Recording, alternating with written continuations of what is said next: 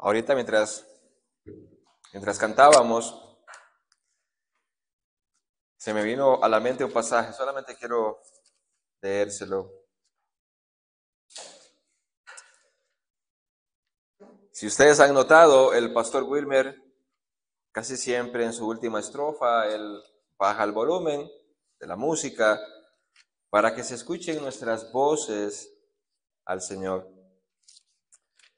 Saben que la palabra de Dios nos enseña que el instrumento que Dios quiere que nosotros usemos, el instrumento que Dios quiere que, o más bien el instrumento que Dios quiere escuchar, no es una batería, no es un piano, no es una guitarra. El instrumento que Dios quiere escuchar es su voz, es mi voz. Dice Pablo, leo para ustedes en Colosenses 3:16.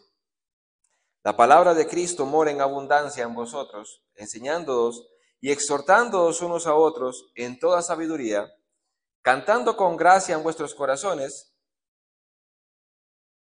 Y dice, al Señor con salmos e himnos y cánticos espirituales. Esos cánticos espirituales, esos himnos deben estar basados en la palabra de Dios, como dice el mismo pasaje bíblico. Y eso es lo que Dios quiere escuchar. Dios se deleita escuchando nuestra voz cantando, ¿verdad? Muy bien, hermanos. Esta mañana les pido que por favor vayan a su Biblia en el texto que el pastor Wilmer leyó. Primera de Juan, capítulo 5, por favor.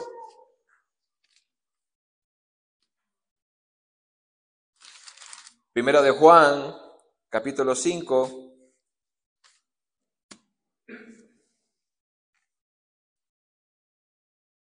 ¿Lo tienen por ahí? Ok. Les recuerdo, si no han colocado su teléfono en silencio, por favor revísenlo antes de que suene y distraigan a las personas.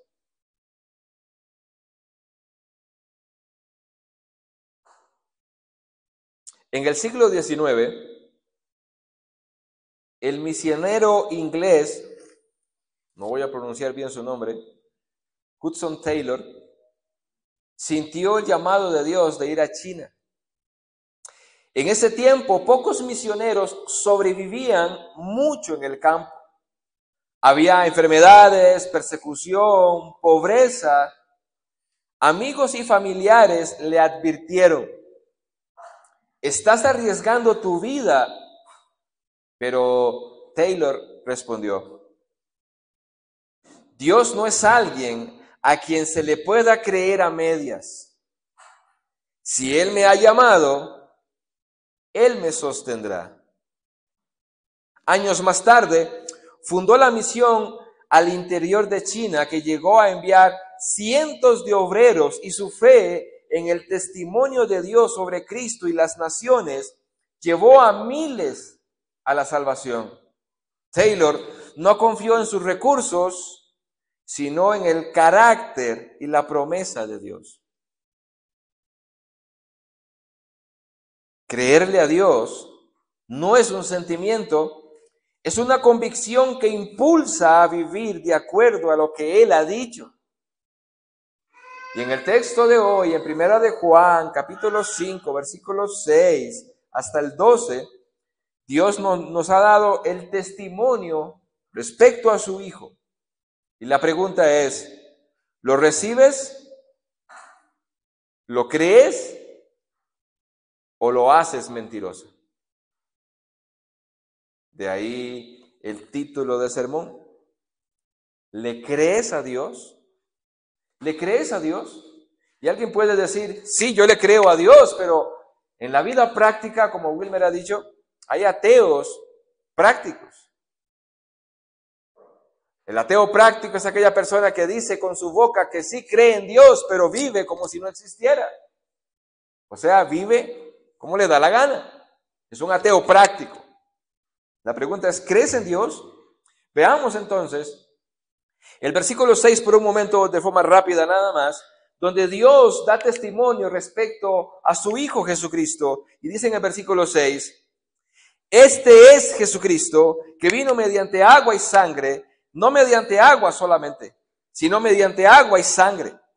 Y el Espíritu es el que da testimonio, porque el Espíritu es la verdad. Y como vimos la semana pasada, Dios ha dado testimonio públicamente de quién es su Hijo.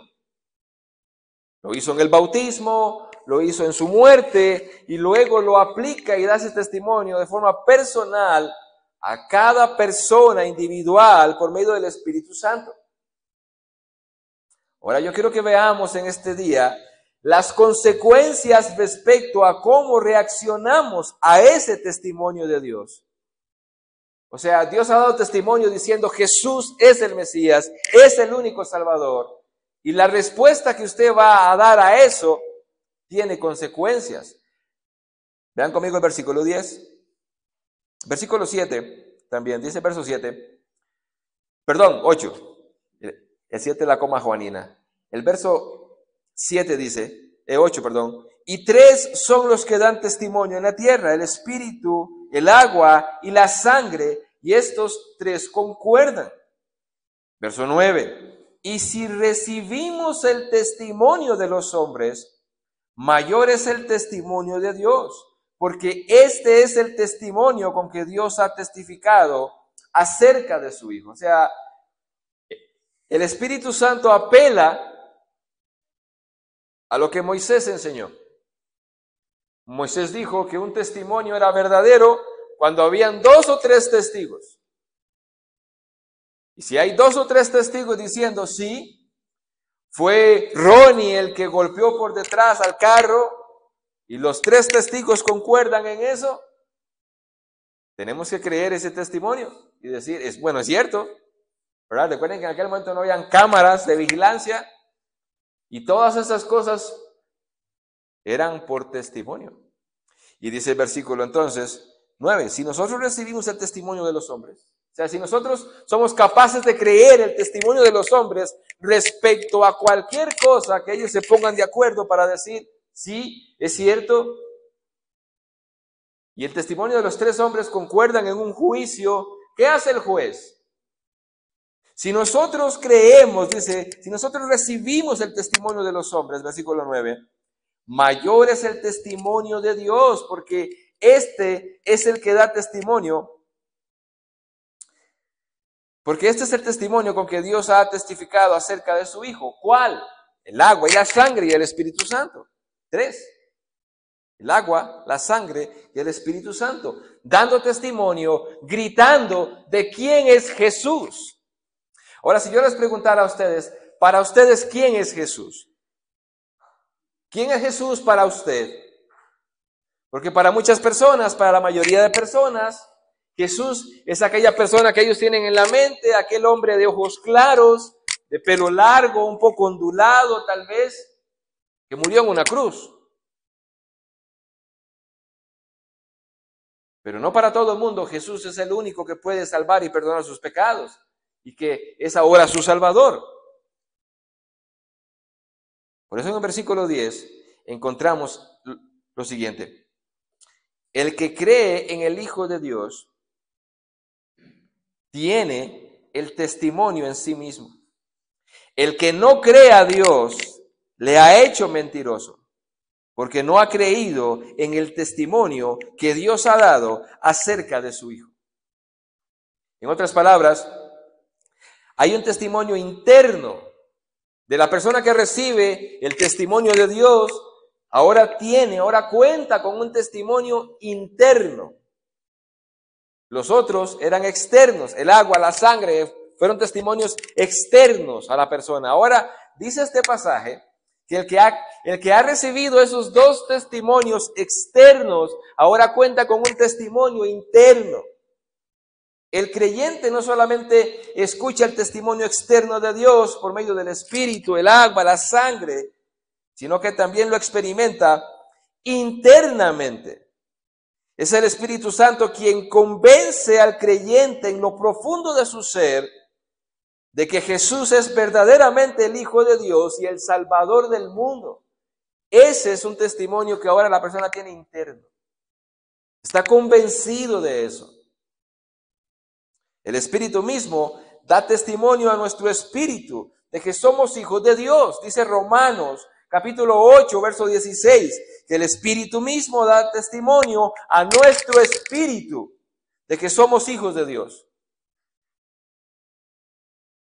Pregunto, ¿usted está convencido dentro de su ser de que usted es un hijo de Dios? ¿Está convencido de eso? De que usted por la noche se pueda acostar tranquilo, cierra sus ojos y dice, yo estoy convencido de que soy un hijo de Dios. ¿O qué pasaría si usted sufre un accidente y el doctor simplemente le dice, mira, haz lo que tengas que hacer, te quedan minutos de vida? ¿Estarías tú completamente convencido en su corazón de que tú eres un hijo de Dios? ¿Y mueres sonriendo? ¿O no cuentas con ese testimonio interno?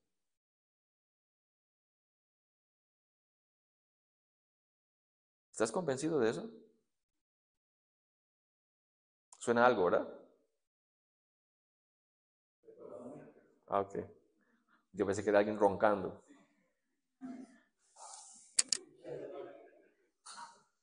Dice Hebreos capítulo 10, verso 15 y 16. Y nos atestigua lo mismo el Espíritu Santo. Y en Juan 7, 17 dice, y el que quiera hacer la voluntad de Dios conocerá si la doctrina es de Dios. Hay un testimonio que ahora el verdadero creyente tiene por dentro. Cada vez que usted escucha la palabra de Dios, usted dice, eso es cierto. Cada vez que usted la lee, usted dice, eso es cierto. Y al mismo tiempo te da el convencimiento de que tú eres un hijo de Dios. Antes de que muriera la hermana Giselle, me acuerdo que en su cama yo le dije, hermana, no tengas miedo. No es la muerte la que viene por ti, es Jesús. Y los patólogos dijeron que rara vez se ve a una persona muerta con las facciones de la cara con la que murió ella.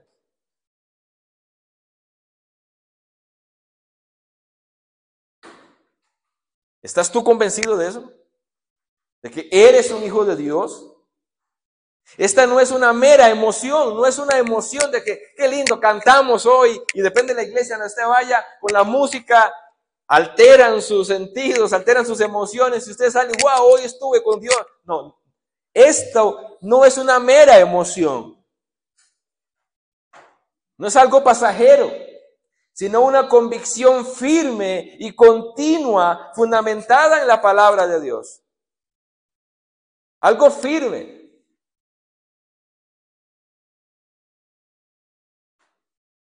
Jesús le dijo a Pedro, Pedro, Satanás ha pedido permiso para zarandearte, pero yo he rogado por ti para que tu fe no falte. Y cuando regreses, confirma a tus hermanos. Una verdadera fe no vuelve atrás. Una verdadera fe en Cristo sigue adelante. No es algo pasajero, no es como las montañas rusas que un día está arriba y usted se siente espiritual y se siente hijo de Dios, pero hay otro tiempo que usted pasa dudando si es un hijo de Dios o no. Y por eso hay gente que van a las iglesias, mayormente a las iglesias cristianas evangélicas, que van a las iglesias, se llenan de emoción en el culto por la música, o se llenan de emoción en el culto por el tono de voz del predicador, pero no por una convicción interna del Espíritu. Y esas mismas personas que brincan, que saltan, que lloran, que ríen en el culto, un mes después están derrotados en el mundo, otra vez siguiendo el mundo. Y 3 meses después vuelven. Y se vuelven a ir al mundo un año y vuelven a regresar. Pregunto, ¿usted cree que ellos tienen una convicción profunda en su corazón, anclada en la palabra de Dios de quién es Jesús para ellos? No. Ellos tienen una emoción nada más. Y de eso se encargan las iglesias. No todas, pero la mayoría se encargan de eso. De eso se encargan los famosos encuentros. ¿Cuántos han asistido a algún encuentro cristiano evangélico aquí? ¿Cuántos han asistido a algún retiro católico? Eso sirve para la emoción nada más. Pastor, ¿y cómo va a decir eso? Yo trabajé 7 años en una iglesia cristiana como predicador, como maestro de los famosos encuentros, yendo 3 veces al año con más de 100 hombres cada vez que íbamos, yo sé lo que le hablo. Eso solamente sirve para emocionar a la gente. Yo pude ver con mis ojos a más de 80 hombres de todas las edades llorando como chiquitos ahí. El otro día riéndose como locos sin parar de reír, diciendo que era el Espíritu Santo. Montándolos en el bus, alzados para traerlos a la iglesia, porque según ellos estaban tan llenos del Espíritu Santo que estaban desmayados y que no podían levantarse y estaban ahí, todo el mundo los metía en el bus alzado, acomodados como sacos ahí. Y venían hablando en lenguas, acostados en el bus, y llegaron a la iglesia y así llegaron haciendo el papel. Y esos 80 hombres, un mes después no había ninguno en la iglesia. Y eso lo experimenté cada 3 meses. Esa gente se llena de emoción, pero hay un testimonio interno, real, que el verdadero cristiano experimenta. Usted tiene una convicción de quién es usted ahora en Cristo. Usted tiene una convicción de que usted es un verdadero cristiano. Pase lo que pase, usted sigue adelante. Yo les decía al estudio bíblico de los viernes, que por cierto, se lo pierden, que no quieren ir. Y lo que se pierden es la comida. Hablábamos acerca de Pedro, por ejemplo, porque estábamos hablando acerca de la valentía que tuvo que haber tenido Pedro por parte de Dios, obviamente, para pararse a predicar su primer sermón. Porque solamente hacía 40 días atrás habían colgado a Jesús. Lo habían matado por decir que era el Mesías. Y ahora Pedro se para delante de todos esos a decir, ustedes mataron al Mesías. Ustedes son unos asesinos. Jesús es el verdadero Hijo de Dios. ¿Qué valentía tuvo que haber tenido? Porque él se estaba jugando la cabeza. Él ahora ya tenía una convicción real aquí adentro de quién era Jesús para él. ¿Tienes tú esa convicción? ¿Sabes? Cuando tenemos esa convicción real en nuestro corazón, es cuando ahora sabemos en realidad. Permítame poner esto otra vez. Es cuando sabemos que vamos a tener que decir o todo o nada. Todo o nada. Y es cuando vamos a tener que decir, bueno, esta amistad no me sirve, esta amistad no me sirve, este novio, esta novia no me sirve, este trabajo ya no me sirve, porque si usted antes era sicario, porque usted antes vendía droga, porque si usted antes era alguien que hacía, como decimos nosotros, chanchurro en el negocio, ya ese trabajo ya no le va a servir. Es ahí con esa convicción cuando usted dice, sí, yo amo a mi familia, amo a mi esposa, amo a mis hijos, pero ahora mi corazón pertenece a alguien más y está de primero. Hay una convicción interna que el Espíritu Santo da. Martin Lloyd-Jones dijo, el testimonio del Espíritu es la experiencia consistente de la verdad divina. No un misticismo emocional, sino certeza fundamentada en la palabra de Dios. El cristiano se mueve porque tiene una convicción de la palabra de Dios. Y cuando yo hablo de convicciones, ¿saben quién viene a mi mente de alguien que tuvo una convicción tan real para con Dios? Daniel. ¿Cuántos han leído la historia de Daniel?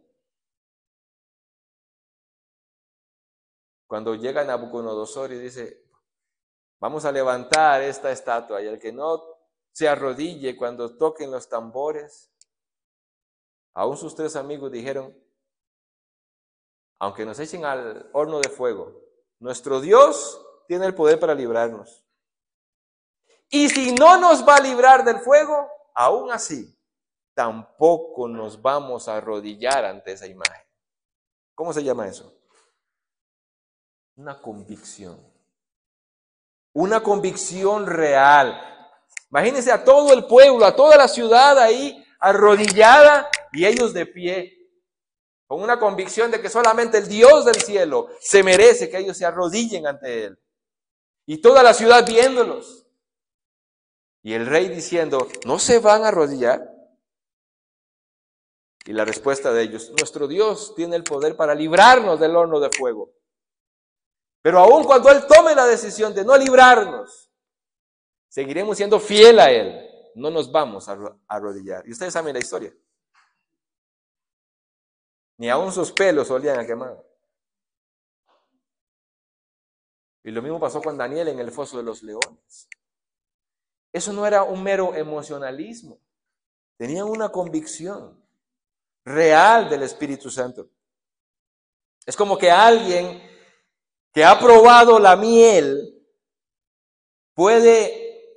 es como que alguien que ha probado la miel, por ejemplo, puede haber escuchado que es dulce, alguien que no ha probado la miel, alguien puede haber escuchado que es dulce, haberlo leído en libros, incluso haberlo visto a otros disfrutarla.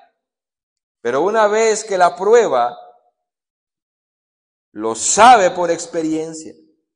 Así es el testimonio del Espíritu Santo. El creyente no solo cree sobre Cristo, sino que ahora está en Cristo y experimenta la dulzura de su gracia. Pero usted puede haber escuchado acerca de Cristo, usted puede haber escuchado acerca del Espíritu Santo, pero hasta que usted realmente de forma personal no lo pruebe, usted no va a saber de lo que estamos hablando.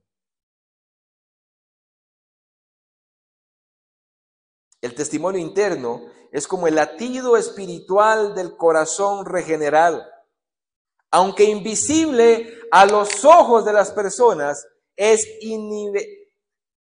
innegable, para quien lo posee. Por ejemplo, yo sé que el corazón de Ismael está latiendo ahí, pero es invisible para mis ojos. Es invisible, ¿verdad?, para mis oídos, pero es innegable para él. Él lo siente. Ese es el testimonio del Espíritu Santo. Usted sabe que usted le pertenece a Dios. Usted lo sabe. Y cuando usted ora, cuando usted está destrozado, destrozada, angustiada, en problemas o contento, y usted va a orar a Dios, usted siente aquí una convicción de que Dios le está escuchando. Y sabe verdaderamente que está hablando con su papá. Lo sabes. Yo recuerdo momentos de mi vida angustiantes, dolorosos, ya en Cristo, donde mi único refugio fue el Señor. Y yo sabía lo que era entrar a mi cuarto a orar, destrozado, y saber realmente que había alguien a mi lado escuchándome. Y yo contarle todo lo que yo sentía por dentro. Y experimentaba lo que dice Filipenses capítulo 4, versículos 6 y 7. Experimentaba salir de ahí a enfrentarme otra vez al mundo, a los problemas y a la situación, porque estaba ahí, pero con una paz por dentro, con una tranquilidad por dentro. Esta convicción no es meramente una emoción que vamos a aprender en la iglesia, es real. Pero dice el pasaje que si alguien no acepta el testimonio que Dios ha dado, ¿sabe qué hace para con Dios? Ve el versículo 10 conmigo otra vez. El que cree en el Hijo de Dios tiene, no es que tendrá, tiene, dice el pasaje, el testimonio en sí mismo. Punto y coma. El que no cree a Dios le ha hecho mentiroso, porque no ha creído en el testimonio que Dios ha dado acerca de su Hijo. Mira, si tú no le has entregado tu vida a Cristo, si tú simplemente asistes a la iglesia, y qué bueno que asistes a la iglesia, qué bueno. Pero si aún asistiendo a la iglesia tú no le has entregado tu vida a Cristo, en la práctica tú estás diciendo Dios es un mentiroso. Dios es un mentiroso. Dios es un mentiroso. Y eso nos convierte en enemigos de Dios. Dice Números 23:19 que Dios no es hombre para que mienta, ni hijo de hombre para que se arrepienta. Dios no es como nosotros. Hermanos, nosotros, y aquí meto a todo, incluso a los niños, incluyendo a mi hijo Matthew, que tiene 1 año y un poquito.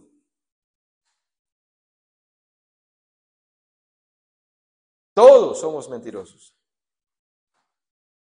Y el ser humano, por naturaleza, para salirse de un problema o para evitarse un problema, ¿qué hace? Se inventa una mentira. ¿O no somos así?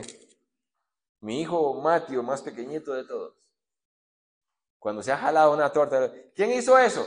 No, no, él no fue. A él nadie le enseñó. Eso ya viene de fábrica. Pero dice el pasaje que Dios no es como nosotros, Dios no es mentiroso. Inventamos excusas o mentiras para no meternos en problemas o para no decir, si digo la verdad me meto en un problema peor. El pasaje dice que si usted y yo no creemos en el testimonio que Dios ha dado, que debería de conllevar entonces que le entreguemos nuestra vida al Señor. Si nosotros no hacemos eso, estamos diciendo, aún sin palabras, Dios es un mentiroso. Dios es un mentiroso. Tito 1:2 dice, Dios que no miente, prometió antes del principio de los siglos. Hebreos 6:18 dice, es imposible que Dios mienta. Y en Juan 3:18 dice, y el que no cree ya ha sido condenado, porque no ha creído. Dios no puede mentir. Ahora, mi pregunta importante aquí es esta.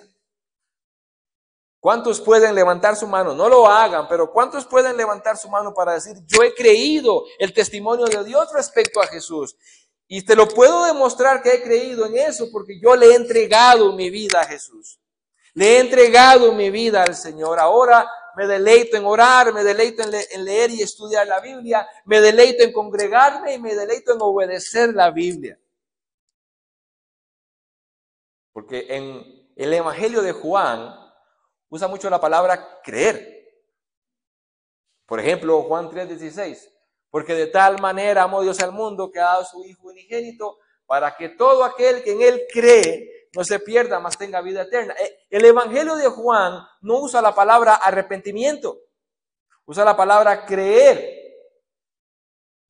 Pero la idea de ese creer conlleva un arrepentimiento y un cambio de vida. Entonces, ¿cuántos de aquí pueden decir, yo he creído en el testimonio de Dios respecto a su Hijo? Interpretado de forma más fácil, ¿cuántos de ustedes pueden decir, yo he creído en Jesús porque yo me he arrepentido de mi vida de pecado, le he entregado mi vida a Jesús y ahora vivo para Él? ¿Cuántos pudieran levantar la mano? No lo hagan, pero ¿cuántos lo han hecho? Porque si simplemente lo decimos de la boca, Jesús diría lo que le dijo al pueblo de Israel, ustedes con sus labios me honran, pero su corazón está lejos de mí. Necesitamos verdaderamente creer a Dios para no llamarle mentiroso. Vean esta ilustración. Negarse a creer en Cristo es como empujar lejos un salvavidas mientras uno se ahoga. Es exactamente lo mismo. Te estás ahogando en el mar, hay una corriente de resaca, te está jalando, tú no sabes nadar, o si sabes nadar te asustas, te desesperas, te estás hundiendo, te tiran un salvavidas y lo empujas. Eso equivale a que tú no creas y no te arrepientas. Es exactamente lo mismo. No solo se desprecia el socorro, sino que se insulta al Salvador que lo ofrece. John Bunyan, el que escribió El progreso del peregrino, él dice, llamar a Dios mentiroso es la cumbre del orgullo humano. Preferimos nuestro juicio antes que la palabra del Dios que no puede mentir. Cuando alguien dice, yo voy a vivir mi vida como me da la gana, está diciendo, yo soy mejor que Dios. Y yo tengo la verdad y Dios no. Él es un mentiroso. Imagina, por ejemplo, a un padre amoroso que le dice a su hijo lo siguiente. Él le dice, hijo, el fuego quema. Si el hijo lo ignora y pone su mano en la llama, no solo sufre el daño, sino que despreció el amor y la advertencia de su padre. Así actúa el que rechaza a Cristo. Ignora la advertencia de un Dios veraz y amoroso. Dios está diciendo hoy otra vez a todos aquellos, incluyendo a nuestros niños que todavía no están en Cristo, Dios está diciendo, ¿qué vas a hacer con el testimonio? ¿Te vas a arrepentir? ¿Vas a entregar tu vida? ¿O lo vas a ignorar? Y tras de eso vas a recibir el daño, lo vas a recibir. Lo vas a recibir. No existe una sola gris. No existe una zona gris en cuanto a lo espiritual. O recibes el testimonio de Dios con fe o lo rechazas y lo acusas de mentiroso. La incredulidad es una grave ofensa contra la veracidad divina. ¿Sabían ustedes que la incredulidad es el pecado sin perdón? No hay otro pecado. Todos los pecados del mundo tienen perdón, menos la incredulidad. ¿Sabían eso? De hecho, en los evangelios se habla acerca de la blasfemia contra el Espíritu Santo. Porque el Espíritu Santo estaba dando testimonio públicamente con los milagros que Jesús hacía de quién era Jesús. ¿Y qué hicieron los fariseos? Lo que estás endemoniado, dice. Y dice Jesús, esa blasfemia contra el Espíritu Santo no tiene perdón de Dios. ¿Y cuál es la blasfemia contra el Espíritu Santo? No tiene perdón, la incredulidad. No creer al testimonio que Dios ha dado de quién es Jesús. No creer en Jesús. Si tú no crees en Jesús, ¿cómo te vas a salvar? Si tú no crees en el que te puede salvar, ¿quién te va a salvar? Ni modo que grites como el Chapulín Colorado. ¿Y ahora quién podrá ayudarle? Si tú rechazas al que te puede salvar, ¿quién te va a salvar? No tiene perdón. Y la gente se pasa ahí en la calle, tranquila de la vida, pensando que porque no fuma, que porque no toma, que porque no es un drogadicto, que porque no es un sicario, que porque está bien con Dios, pero tiene el pecado más malo de todos, la incredulidad. No le quiere entregar su vida a Dios. Qué engañados están las personas. La incredulidad es el pecado más grave del ser humano.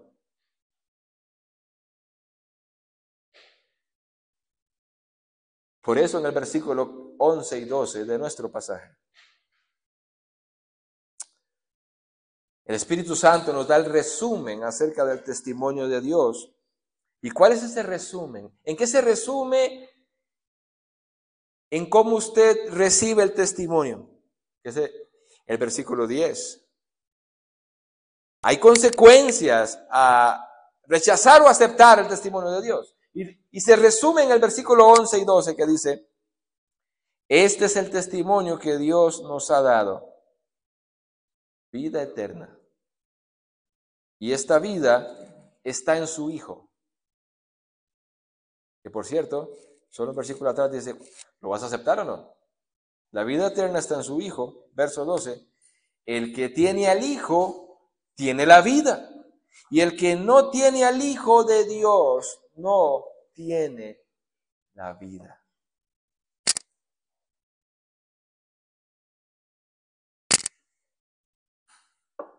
¿Cuál es el resultado? Según Dios, ¿cuál es el resultado de haber creído el testimonio de Dios y por ende entonces haberse arrepentido de su vida, haberle entregado su vida a Jesús y empezar a caminar con Jesús ahora, siendo guiado por la palabra de Dios? ¿Cuál es el resultado? Vida eterna, dice el pasaje. Vida eterna.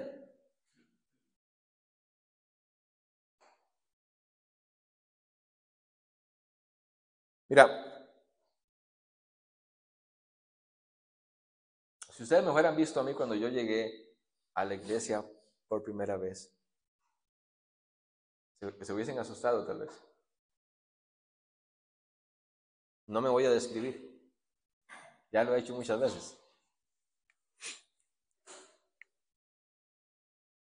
Pero indudablemente había una convicción en mi corazón ya que empezó a hacerse evidente poco a poco. Porque yo empecé a quitar cosas de mi vida, cosas de mi cuerpo, otras ya no pude quitármelas. Como dijo alguien, le quedó la cara de testimonio. Pero fue evidente de que verdaderamente Dios hizo algo en mí. Empecé a cambiar.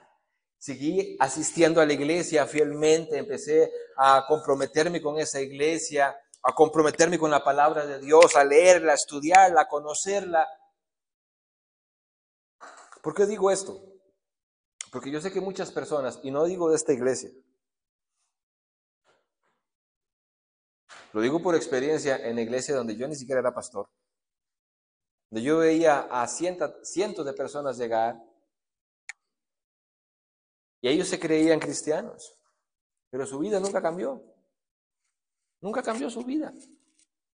Todos los domingos en la iglesia, pero nunca cambió su vida. Pregunto, ¿ellos creyeron verdaderamente? No. Y según nuestro pasaje, versículo 11, entonces, ¿tenían al Hijo de Dios? No. Y según el versículo 11, ¿tenían la vida eterna? No. Muchas personas pueden engañar, pero alguien que verdaderamente ha creído, que se ha arrepentido, empieza a experimentar la obra del Espíritu Santo, empieza a cambiar y es evidente que tiene vida eterna. Es evidente que tiene vida eterna. El testimonio de Dios no es meramente informativo. No es solamente que le llega a usted por las orejas, llega a su cerebro, y usted más o menos lo entiende. El testimonio de Dios no es meramente informativo, sino vivificante. Te transforma, te cambia. Usted no ha escuchado que la gente dice, a ese ya le lavaron el coco, se hizo pandereta. No, es que verdaderamente el testimonio que da Dios, el testimonio del Espíritu Santo, no solamente es informativo, es vivificante, te cambia, te restaura, te transforma. Él ha dado vida eterna y una vida que comienza aquí, en este mundo. Aquí empieza la regeneración y se consuma en la eternidad, pero cambia aquí. Y esta vida está exclusivamente, según nuestro pasaje, en su Hijo Jesucristo. Pero te cambia, te transforma. Él dijo, yo soy el camino, la verdad y la vida. Nadie viene al Padre si no es por mí. Juan 14:6. Y en Juan 5:24 él dijo, de cierto os digo que el que oye mi palabra y crea al que me envió, tiene vida eterna. Notes este pasaje, el que oye mi palabra, o sea, el que escucha el mensaje del evangelio que yo traigo y crea al que me envió. ¿Por qué dice eso? Le cree el testimonio de aquel que me envió respecto a mí, tiene vida eterna. Si yo te preguntara, ¿tienes vida eterna? ¿Estás seguro o segura de que tienes vida eterna? De que te mueres hoy y ves a Cristo cara a cara y no para condenarte. ¿Estás seguro? ¿Tienes esta convicción? Vean esta ilustración. La vida eterna no es simplemente duración en cuanto a tiempo. Es comunión. No solo vivir por siempre, sino vivir con Dios para siempre. ¿Tienes vida eterna? A.W. Pink dijo, no hay vida, ni un instante de ella, fuera de Jesucristo. Todo lo que no es Él es muerte. Mira, ahora que yo veo jóvenes y no tan jóvenes, ya adultos, niños, gente ya más grande, para no decirle viejos, ¿verdad? Más grandes. Yo quiero hacerte una pregunta. ¿Tú vives tu vida de acuerdo a la palabra de Dios?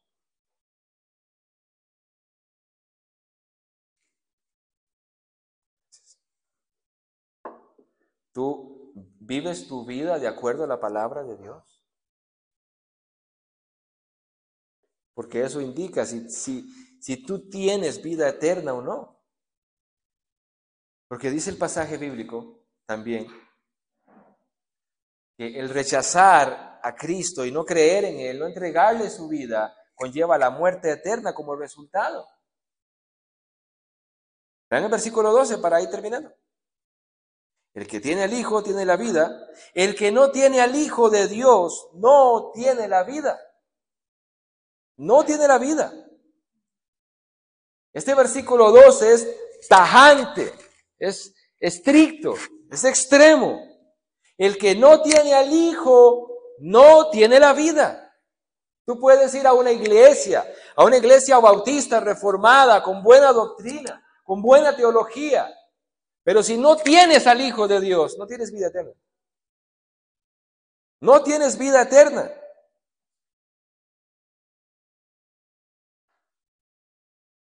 No es que la pierda, es que nunca la tuvo, que es otra cosa. El estado natural del hombre es una muerte espiritual, según Efesios 2:1. Y solo el Hijo de Dios puede impartir vida. Solo el Hijo de Dios. ¿Tú tienes al Hijo de Dios? ¿Tienes vida eterna? En Juan 3:36 Jesús dijo, el que no cree en el Hijo no verá la vida, sino que la ira de Dios está sobre él. Mira, si tú estás aquí, niños, jóvenes, adultos, si tú estás aquí y estás sin el Hijo, sin arrepentirte, según este pasaje bíblico, tú estás bajo la ira de Dios. Bajo la ira de Dios. El que no cree en el Hijo no verá la vida, sino que la ira de Dios permanece sobre él. No salgas de aquí pensando de que tú eres un hijo de Dios. Si tú no tienes al Hijo de Dios, si tú no te has arrepentido, tú no eres un hijo de Dios. La ira de Dios está sobre ti. La ira de Dios, no el amor. Dice mi esposa que en el funeral de la hermana Giselle, cuando estaban en el cementerio, había unas personas a la par de ella sentada. No recuerdo si fue un hombre o una mujer quien lo dijo. Pero algo estaban hablando y algo escuchó ella o alcanzó a escuchar que alguien dijo, por eso es que esas iglesias son pequeñas, porque dicen la verdad como son.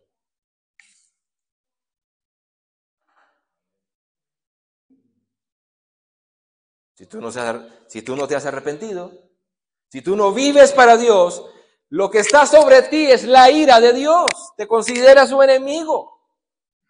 Y está esperando que te llegue la hora de la muerte para derramar toda su ira. No creas otra cosa. No creas que vas a vivir en este mundo como te da la gana y cuando te mueras va a estar Dios con los brazos abiertos de par en par esperándote para decirte, qué bueno que llegaste, ven. No. De hecho, en el pasaje de Hebreos capítulo 10, en el verso 30, 31, 29, todos esos pasajes bíblicos de ahí, hay una enseñanza de que una persona que dice, yo no quiero vivir para Dios, yo no quiero vivir para Cristo, yo quiero vivir mi vida como me da la gana, es literalmente agarrar la sangre de Cristo y hacer así. No me importa, no me interesa, yo vivo mi vida como me da la gana, y Dios responde, a ese déjemelo a mí. Yo le voy a pagar el día que se muera, déjemelo a mí.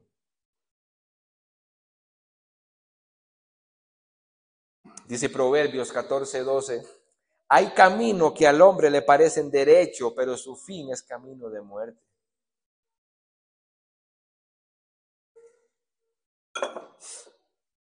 La gente vive su camino y ante sus propios ojos piensan que están caminando bien.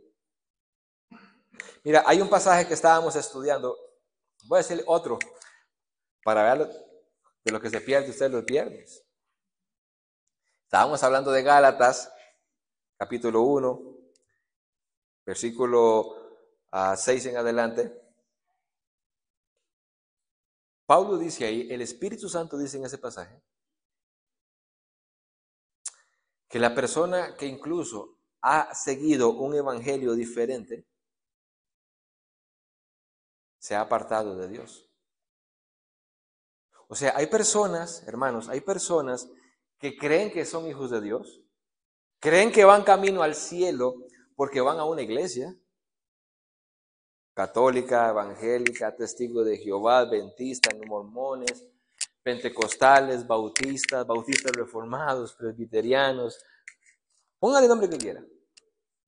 Y la gente cree que son hijos de Dios y que están bien. El detalle es que Pablo dice, o el Espíritu Santo dice ahí en Gálatas, que por ellos estar siguiendo un evangelio diferente, han abandonado a Dios. Y la gente está contenta y feliz pensando que va camino al cielo. Pero el evangelio que han escuchado y que han aceptado es un evangelio diferente. Y dice el Espíritu Santo, al usted aceptar ese evangelio diferente y vivir de acuerdo a ese evangelio diferente, usted se ha apartado de Dios.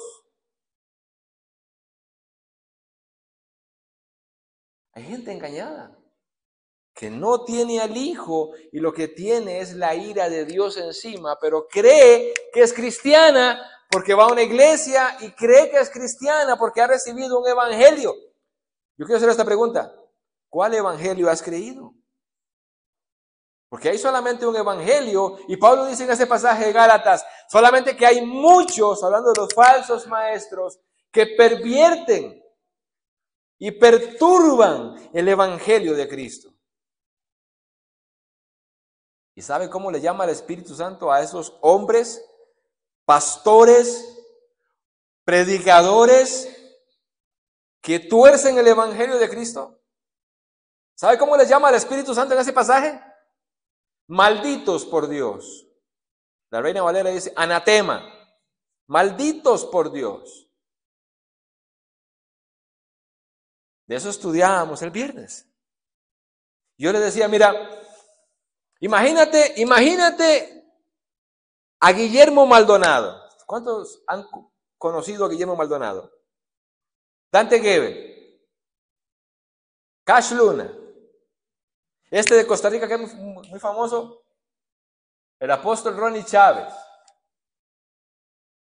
Imagínatelo con saco y corbata, con una Biblia de frente, orando, cantando, pero distorsiona el evangelio de Cristo.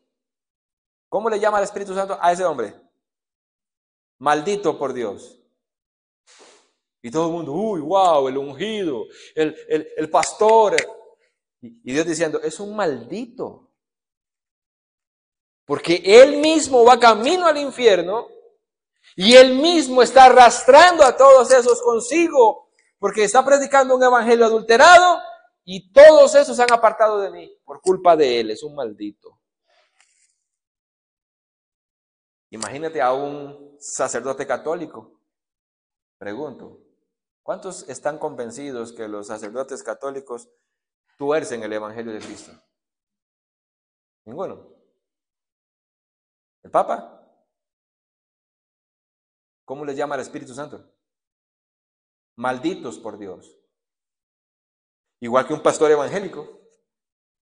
Cualquier pastor evangélico que predique el evangelio de Cristo distorsionado, enseñando que tiene que hacer obras para salvarse, es un maldito por Dios, porque está arrastrando a esa gente a que se vaya al infierno. Ellos no tienen la vida, ellos no tienen al Hijo, van camino al infierno.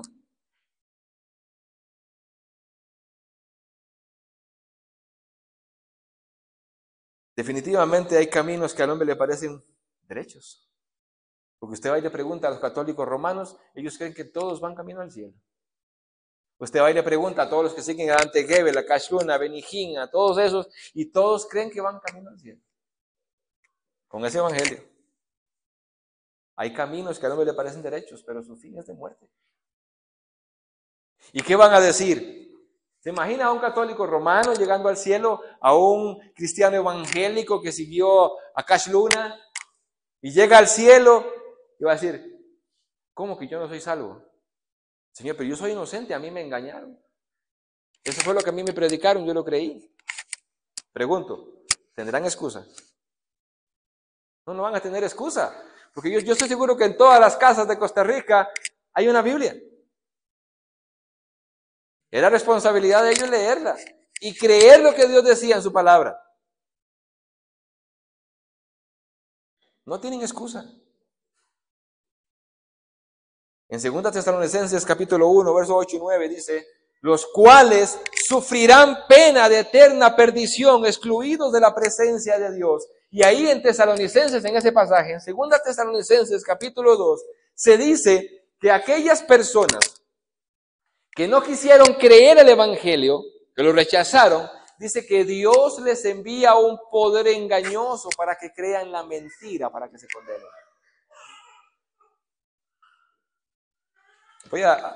Vayan conmigo ahí para ir terminando, por favor. 2 Tesalonicenses.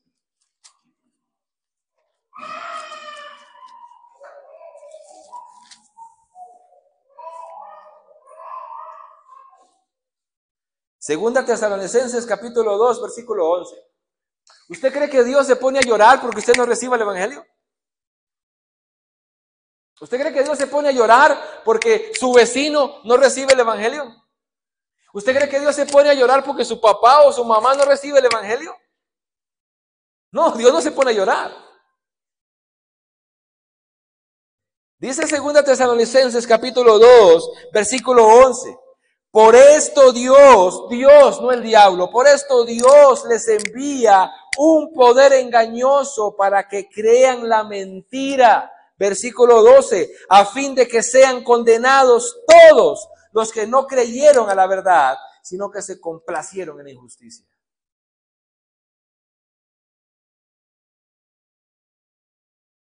Hay consecuencias de no recibir el testimonio de Dios respecto a Jesús y entregarle su vida. Hay una línea tan delgada que no podemos ver mientras Dios tiene paciencia. Y ahí estamos en nuestra vida, viviendo como nos da la gana, con todos nuestros pecados, y Dios diciendo, arrepiéntete, arrepiéntete, ven, arrepiéntete, ven, te ofrezco el perdón, ven. Y ahí está por medio de los predicadores, por medio de la Biblia, ofreciéndote el evangelio. Pero llega un momento donde la paciencia de Dios se agota y usted cruzó esa línea y Dios dice, no más. Le envía un poder engañoso para que ahora sí definitivamente sigas creyendo la mentira a fin de que tú seas condenado. Pregunto, ¿cuántos se quieren jugar el chance?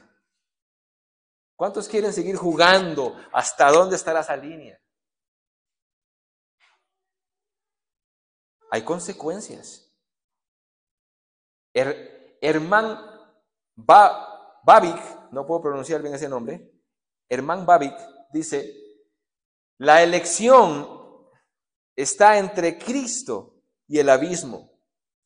Dios ha concentrado toda su gracia en su Hijo y fuera de Él todo el juicio. ¿En Cristo o sin Cristo? Es como estar en un edificio en llamas y despreciar la única salida de emergencia. No es necesario hacer algo para morir. Basta con ignorar la única puerta que da la vida. Eso me gustó. Sabes que si tú estás sin Cristo, para que te condenes, no es necesario que hagas nada. Es suficiente con que ignores la única puerta que da vida. Eso es todo. Ya estás muerto espiritualmente. La pregunta no es si tú tienes una religión. La pregunta no es si tú tienes una religión, o si tienes buenas obras, o si tienes experiencias sobrenaturales. La verdadera pregunta es, ¿tienes al Hijo de Dios? Porque solo quien tiene el Hijo de Dios tiene vida eterna. ¿Tienes al Hijo de Dios? Permítame concluir. El tribunal celestial, según este pasaje bíblico, ha hablado. O sea, Dios ya dio su sentencia con el mazo, ¿verdad? El tribunal celestial ha hablado. El Espíritu, el agua y la sangre han testificado. Dios mismo ha dado su testimonio acerca de su Hijo. Frente a ese testimonio no hay espacio para la indiferencia. Las consecuencias son eternas. Vida o muerte, salvación o juicio. ¿Qué vas a decidir? La fe cristiana se basa en el testimonio que Dios ha dado, no en opciones humanas. Por ejemplo, cuando un joven cristiano enfrenta burlas por el defensor de la exclusividad de Cristo, puede recordar que su fe no se basa en sentimientos, sino en el testimonio veraz de un Dios eterno. Jesucristo es plenamente suficiente como Salvador, según el versículo 6.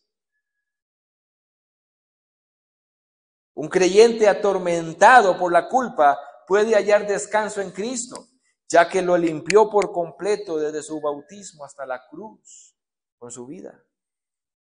Fue perfecto. El Espíritu Santo ha dado testimonio al corazón del creyente, según el versículo 6 y el versículo 10. Un cristiano que duda puede clamar a Dios con confianza: Señor, afírmanos en tu verdad. El Espíritu usa la palabra para dar paz al alma.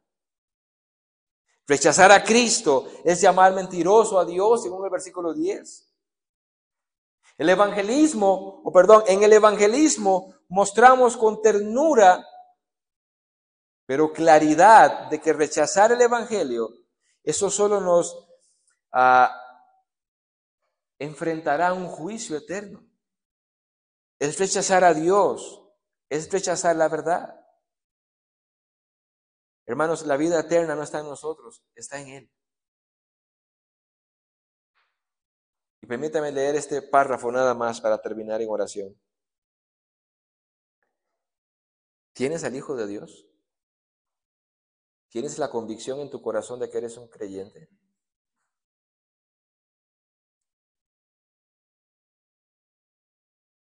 A veces yo veo sus ojos de algunos de ustedes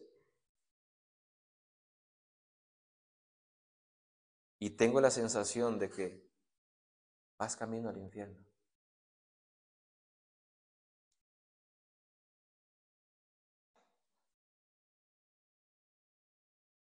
No hay pregunta más importante. ¿Tienes al Hijo de Dios? ¿Cree en el testimonio de Dios? Recibe a Cristo. Recibe el Evangelio. Cree en Él y tendrás la vida eterna. Pero rechazarlo, enfrentarás la eternidad sin luz, sin esperanza, sin Dios. ¿Qué vas a hacer? ¿Qué vas a hacer? Niños, ¿qué van a hacer? ¿Quieren seguir viviendo sus vidas sin Dios?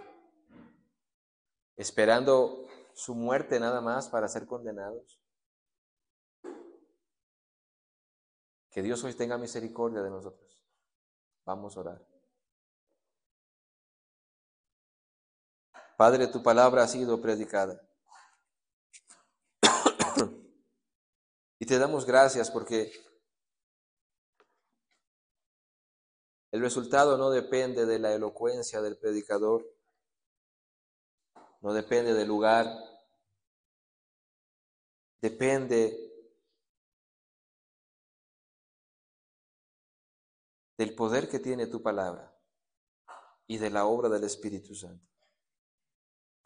Te queremos pedir, Señor, que obres en nuestras vidas. Y si hay personas aquí adultas, capaces de entender lo que se está hablando, pero que están sin Cristo, ten misericordia, Señor, y tráelos a Cristo. Concédeles el arrepentimiento. Ellos han vivido rechazando a Cristo y son considerados tus enemigos. Son personas que están cometiendo el peor pecado que existe, la incredulidad. Pero rogamos a ti que tú puedas extender tu gracia y tu misericordia. Cambie sus corazones y los traigas a Cristo, como lo hiciste con nosotros.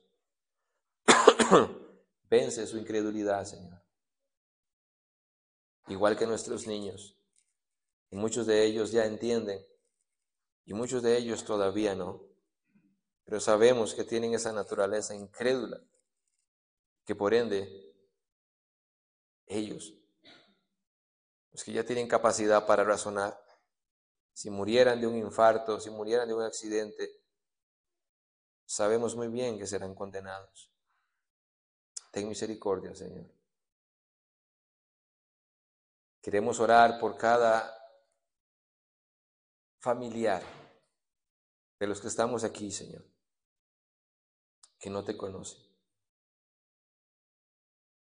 Los que estamos aquí tenemos padres, hermanos, hijos, sobrinos, tíos,